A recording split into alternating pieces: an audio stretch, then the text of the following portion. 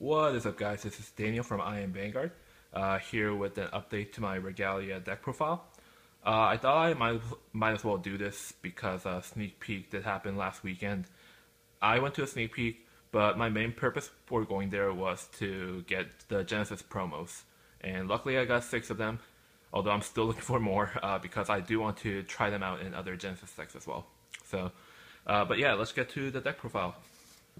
The starter, I changed it back to Prey Angel instead of the Great Researcher. The reason being that, as some people have pointed out to me in the comment section, that I did find myself with the Great Researcher. I didn't find myself with enough soul to pay for Yggdrasil's effect. So I did put back Prey Angel so that I have some other sources of being able to get soul in for Yggdrasil's effect. And also the power she gives to the Vanguard is nice as well. That's a nice little bonus. But the main purpose is that she does provide that instant 4 soul for any skill to go off, whether it be Minerva or Yggdrasil. So Great Researcher it served me well, but in the end, I think I will stick with Prey Angel so that I have multiple sources for being able to get my soul up quickly. So that's why I run her. And of course, the main star of the deck is for Yggdrasil. Of course, she is the main ace of the deck. For those of you who don't know, but I'm pretty sure you guys do, but Soul Blast 6, when she attacks, then she gains the ability to, basically your opponent can guard with grade 1 or higher. So Glory Clone upon Soul Blasting 6, and she also gets a how much is it? Plus 3, yeah. Plus 3 when she attacks. So basically you guys can see the game plan is to get the 6 soul as quickly as you can, and also to pump her power up as much as you can so that your opponent will be unlikely to be able to guard.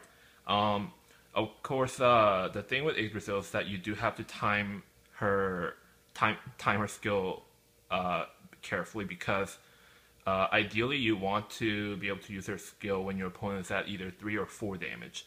4 damage would be the best scenario for you to use her effect, but 3 damage can also work out fine for you, because if you're running a lot of criticals, if you can hit at least 1 critical, then that's pretty much game for you. So Yggdrasil definitely something that your opponent most likely will not be able to guard if you can pump her power up and up, and that's the main game plan.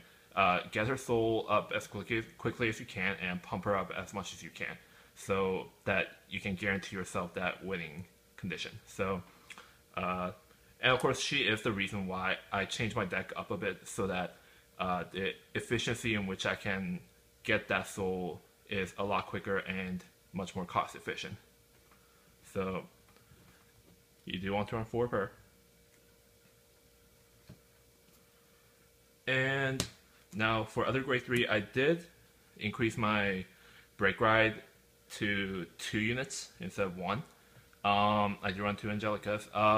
The reason being that, of course, some people, a lot of people do say that Break Ride seems counterproductive in a Legion deck, but the thing with Break Ride in Legion deck is that in the end, the Legions also pretty much roll over into a late game scenario anyway. So, and there are a lot of good Break Rides that just works really well with the deck, that you really don't want to pass up their effect like that. And there's also the fact that the other Legion for Regalia is really not that great. In fact, that I honestly think that the other Legion is counterproductive with Yggdrasil, since the other Legion's main plan kind of clashes with what you're trying to do with Yggdrasil. So, but the thing with Angelica is that if you can Break Ride Yggdrasil on top of her, then not only do you get to draw 2 cards, of course, and get the +10, but also the fact that the Soul Blast 3 can potentially allow you to utilize a lot two of the utility cards that you have at your disposal, which being Norn and Hesperus. So if you can Soul Blast those, or you can also Soul Blast, triggers or grade 3 Spore Owl. So there's a lot of things that you can Soul Blast so that you can fill your drop zone for potential, Legion, or soul charging it back into the soul with the drop zone chargers. So Angelica just provides a really efficient way for you to not only get the extra power easily, but also for you to utilize those cards, in really various ways. So that's why I run 2 of her. I didn't go for 4 because I do want to focus more on Yggdrasil as well as other grade 3 unit that I'm about to show you guys. Which being 2 Minerva. Of course, Restanding Vanguard is always going to be good in whichever meta we're in. But the reason that I am running 2 Minerva is that she's basically a backup strategy in case, for example, if I don't get enough soul, which is highly unlikely in this deck now, but if I don't get enough soul, or if I don't run into Yggdrasil at all during the game. So she does provide a nice way for me to nice plan for me to fall back into. And also the fact that, of course, she does Soul Blast, so which means that you can utilize Norn and Hesperus with her effect as well, along with her Restanding skill. So, as I said with Angelica, the Soul Blast thing, even though it is a cost, it can just, it just opens up a lot of ways for you to utilize a lot of cards. Well, 2 cards, but you know guys what I'm saying, right? So, Restanding Vanguard will always be good, and who can deny Minerva's artwork, right? So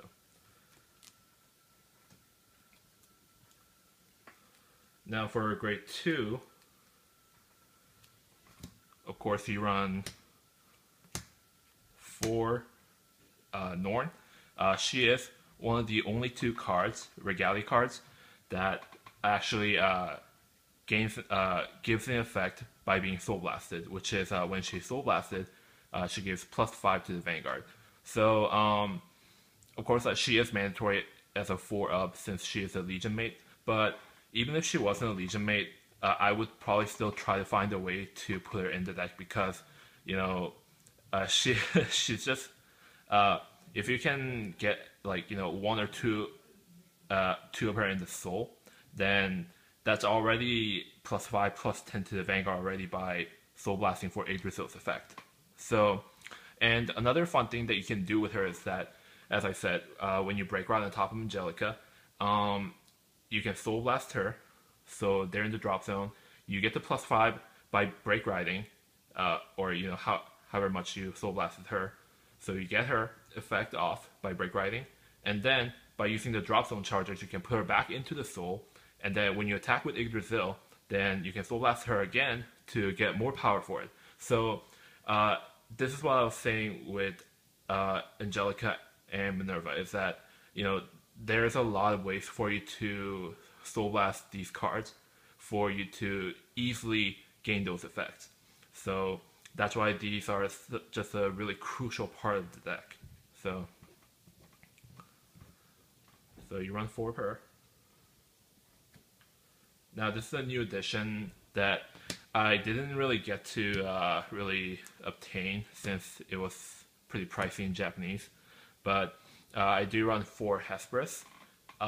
She is also the other Regalia card that gains the effect, or gives the effect by being Soul Blasted, which is when she's Soul Blasted, she gives the Vanguard the ability to retire an opponent's rear guard when the attack hits the Vanguard. So her effect, for those of you who don't know, does stack.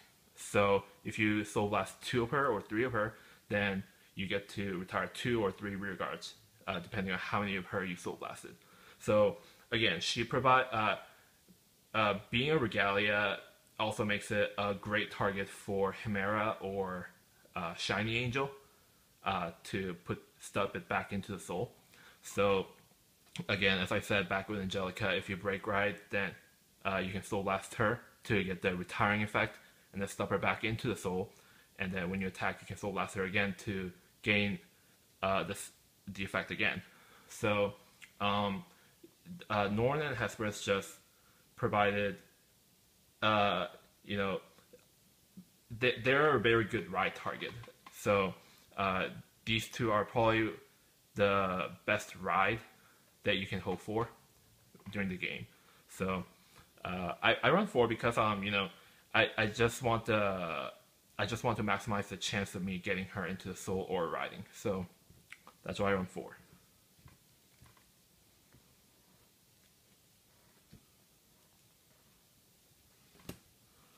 And for the last grade 2, I run 3 Chimera. She is one of the 2 cards that can soul charge from the drop zone. So when she appears in the Vanguard circle, you can select 3 Regalia from the drop zone and stuff it back into the soul. So, of course, your main target would be either Hesperus or Norn, but you can also use her to stuff something like Angelica into the soul to maybe gain the 13k defense. And also she can just generally provide a way for you to get the instant 3 soul if you're running low on soul to use Yggdrasil or Minerva's effect.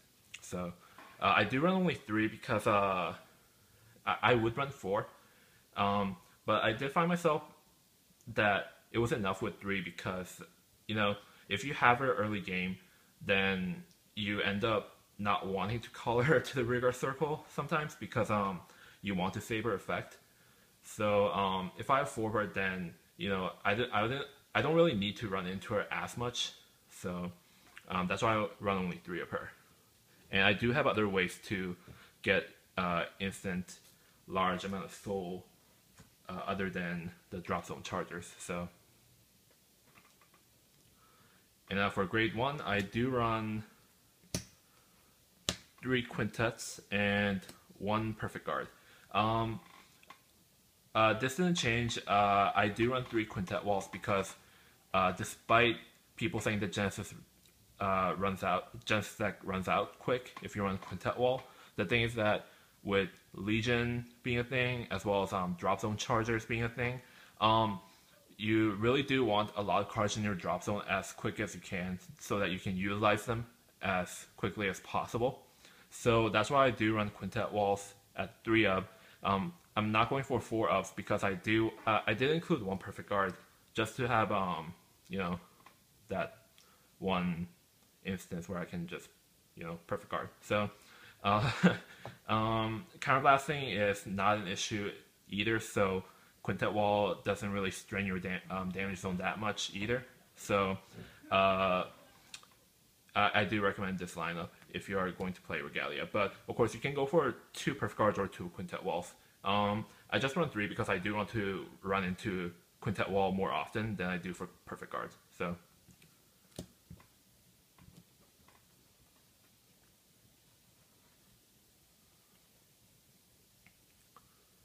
and I do run 4 Shiny Angel. She's a Chimera clone, grade 1 clone, soul charge from the drop zone. The soul charge 3 Regalia units from the drop zone. So I do run 4 of her because, as I said, grade 2 I don't really want to run into as often, but grade 1s I'm fine with because I can use them early. Not really early game, but I just find the grade 1s to be more effective than grade 2. And also, I just max it out because I'd rather run into grade 1 version more often than I do for grade 2. So, because the thing is that the thing that you guys have to remember about this deck is that it's really Vanguard centric. You're really not going to be focusing that much on the rear guard columns, since you're giving all the power to the Vanguard and you're pretty much banking on that one big attack on your opponent. So that's why I don't really concern myself that much with the grade 2 or like their power columns that much, but grade ones does provide a much more useful way by being a booster than being a weaker column as a grade 2. So I just find myself more comfortable with the grade 1s than grade 2 version does. So I don't know, does that make sense to you guys? But I just find grade 1s more useful.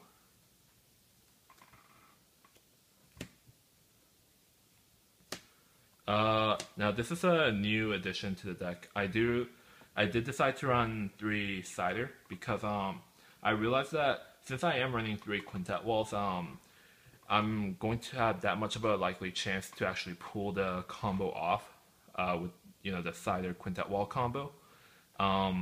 It does provide the third way for me to be able to soul charge a lot of cards instantly while I'm guarding.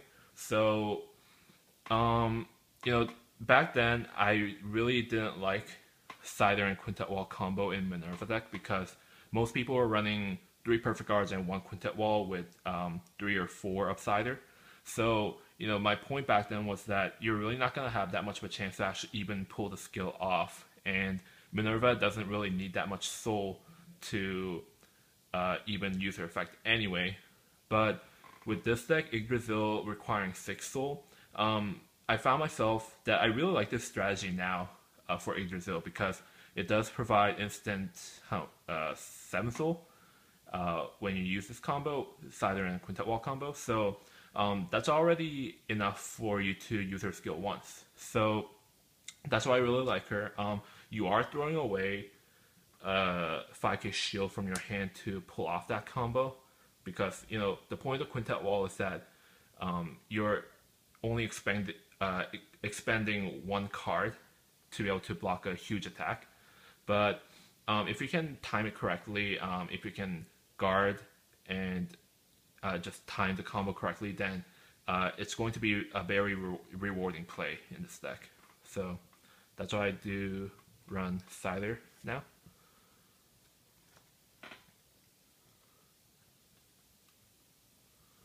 And for my last grade 1 lineup, I am running 3 Owls. I'm not even sure why I didn't include this in the deck back then, but I do run Owls now. Of course, you guys should probably know, put the grade 3 Regalia in the drop zone to the bottom of the deck and give the Regalia grade 3 unit +5. So basically, another way for you to pump up the Vanguard. So the thing about Owl is that, as I said, the Quintet Walls does provide a way for you to fill up the drop zone quickly. So if you can get any grade 3s in the drop zone, then you can just put it back to the deck and gain that +5 to pump up your Vanguard. Of course, you can also use it in tandem with the Break Ride. If you Soul Blast the grade 3 Regalia to the drop zone by using the Break Ride, then you can also use his skill as well. So there's a lot of ways to fill up your drop zone with the grade 3 Regalia, so he becomes that much more useful to use. So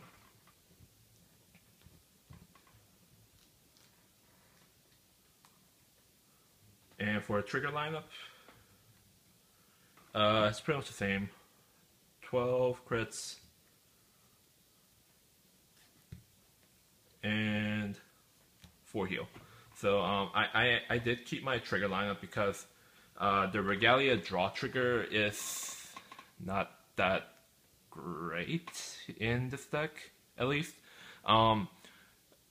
I guess you can justify the draw trigger does provide a way for you to soul charge while you're guarding as well, but the thing about draw trigger is that it doesn't really provide as much pressure as critical or any other trigger does, at least in my opinion.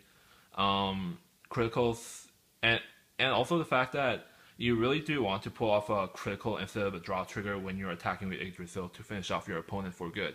So criticals just can be a much more effective way to scare your opponent or just win the game. Draw trigger, the Regalia draw trigger, I can see it being used in other decks, but for this deck, it really doesn't need it. So 12 critical is my recommended way to go. And of course 4 heal because I mean it's heals, right? So yeah, that's the deck profile. I am still going to test it a bit more, but for now I really like this lineup. I can actually get Yggdrasil's effect off as many times as I want, being like 2 or 3 times per game. And you know, the thing with this deck is that it's, as I said, very Vanguard centric. So your game plan pretty much depends on your Vanguard. So you do want to build the deck effectively around her. So it really is different from other Genesis decks like Minerva or Yggdrasil or other kind of Genesis decks. So that should do it out of me. If you guys like the deck profile, then definitely leave a like, comment, and subscribe if you haven't. And I will see you guys later, guys. Image your victory. I am Vanguard.